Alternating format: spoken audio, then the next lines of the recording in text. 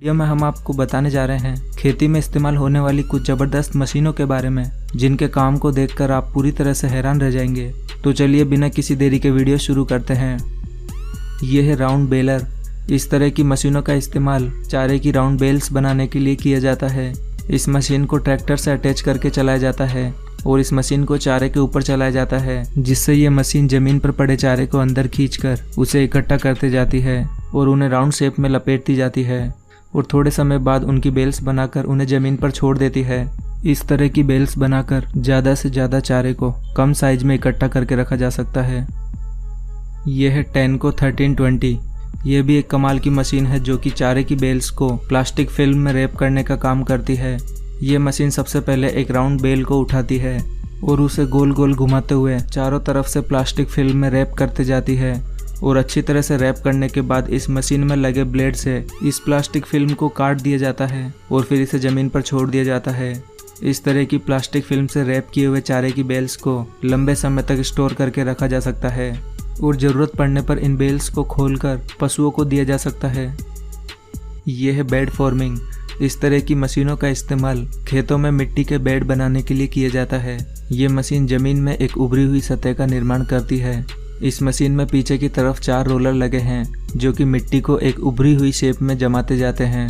इस तरह से तैयार किए गए इन मिट्टी के बेड के बीच में फसल को बोया जाता है।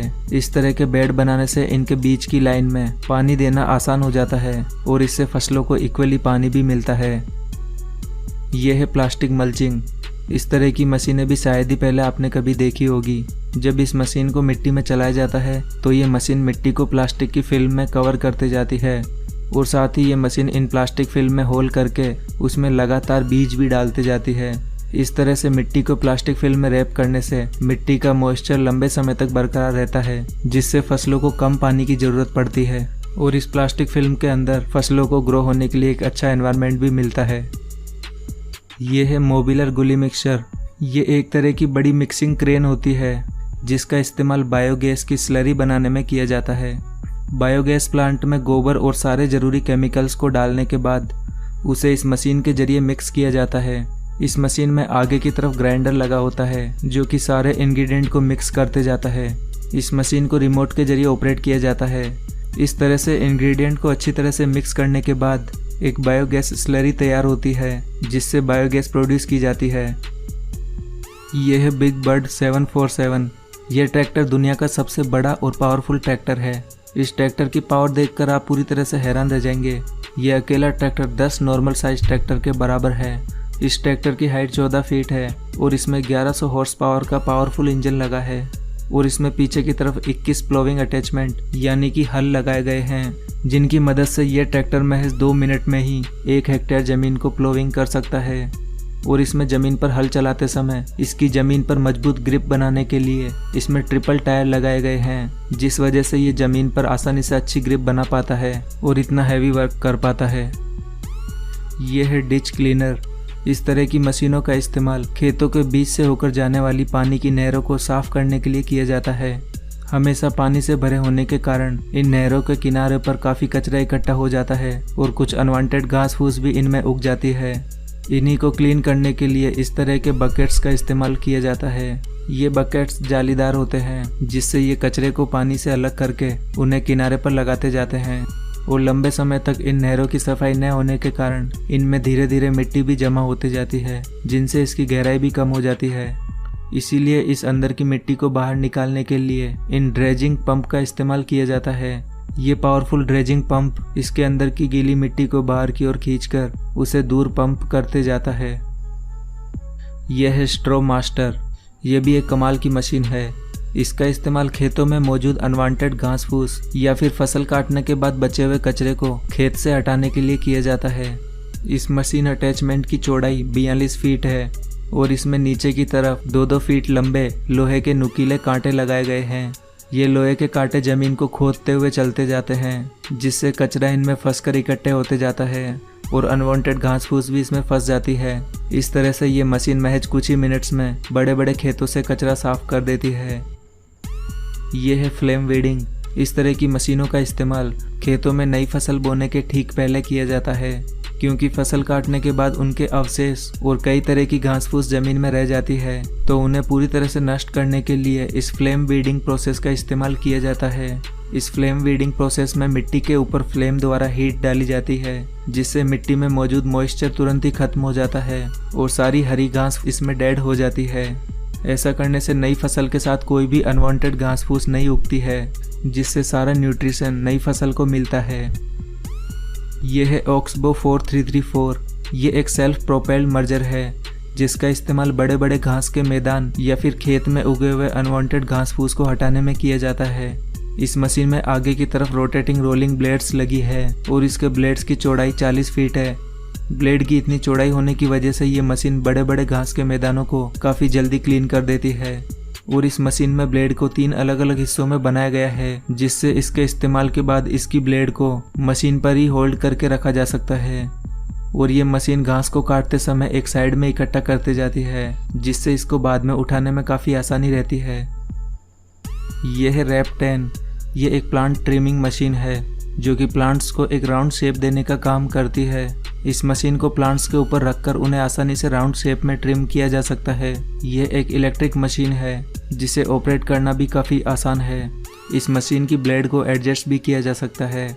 इस मशीन का इस्तेमाल गार्डनिंग में प्लांट्स को डिज़ाइनर राउंड शेप देने के लिए किया जाता है। यह है मॉडेलो A500 LSA।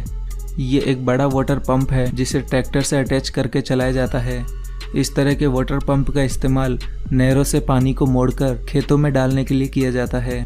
इस पंप के पाइप का डायमीटर 1 फीट है, जिस वजह से ये कुछ ही समय में काफ़ी सारा पानी खेतों में पंप कर सकता है। यह है रॉक किंग 9600।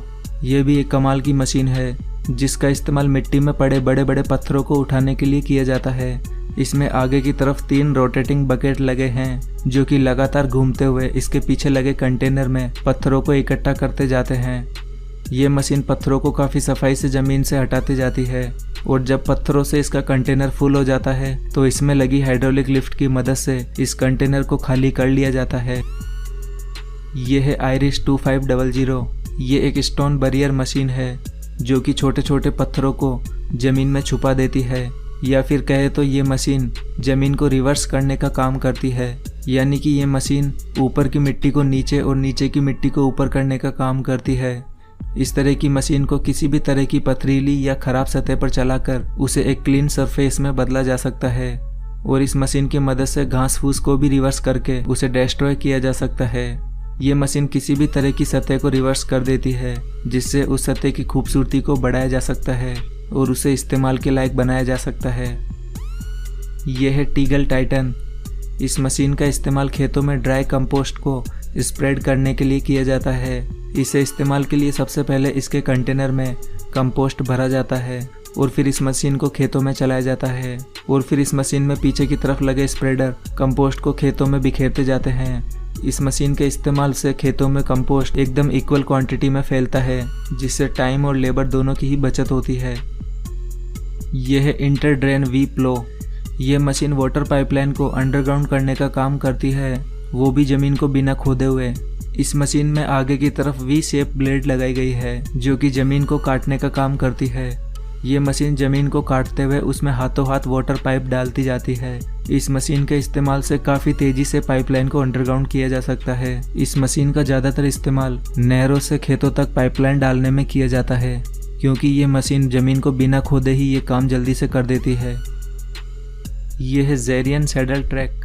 इस मशीन का इस्तेमाल भी नई फसल बोने से पहले मिट्टी की स्ट्रेंथ को बढ़ाने के लिए किया जाता है। सबसे पहले इस मशीन के टैंक में फर्टिलाइज़र की स्लरी बनाकर इसमें भरा जाता है, और फिर इस मशीन को खेतों में से होकर चलाया जाता है। इसमें पीछे की तरफ एक अटैचमेंट लगा है, जिसमें कई सारे छोटे छोटे पाइप लगे होते हैं, जिनमें से होकर ये लिक्विड स्लरी एक फिक्स अमाउंट में ज़मीन पर गिरती रहती है। इस तरह की मशीनों का इस्तेमाल खेतों में काफ़ी तेज़ी से लिक्विड फर्टिलाइज़र को डालने के लिए किया जाता है। इस तरह की मशीनों के इस्तेमाल से काफ़ी कम समय में बड़े बड़े खेतों में फर्टिलाइज़र को इक्वल क्वांटिटी में डाला जा सकता है, और इस मशीन में लगे ये अटैचमेंट भी फोल्डेबल हैं, जिससे काम होने के बाद ये मशीन अपने ऊपर ही होल्ड करके रख लेती है। दोस्तों, क्या ये सभी एडवांस मशीनें भारत में भी होनी चाहिए? इसके ऊपर अपने विचारों में कमेंट बॉक्स में ज़रूर बताएं। और अगर आपको ये वीडियो पसंद आया है तो प्लीज़ इसे लाइक और शेयर करना न भूलें। और ऐसे ही इंटरेस्टिंग और नॉलेज से भरे और वीडियोस के लिए हमारे चैनल को भी सब्सक्राइब करना बिल्कुल ना भूलें।